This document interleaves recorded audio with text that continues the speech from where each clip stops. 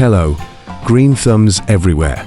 Welcome back to our lively channel, bursting with vibrant tips for the garden.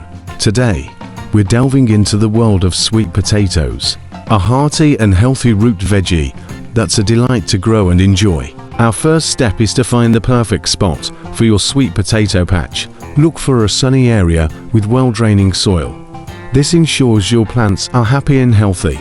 Next, it's time to get your hands on slips or seeds.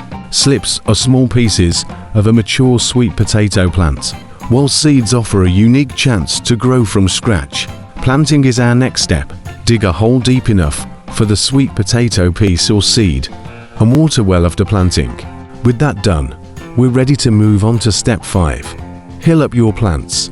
This helps promote healthy growth and fruitfulness.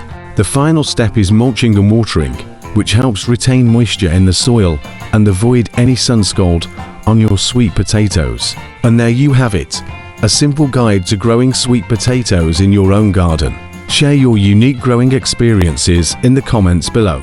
If you found this video helpful, don't forget to like it and subscribe for more gardening tips and tricks. Thanks for tuning in today. Until next time, happy gardening.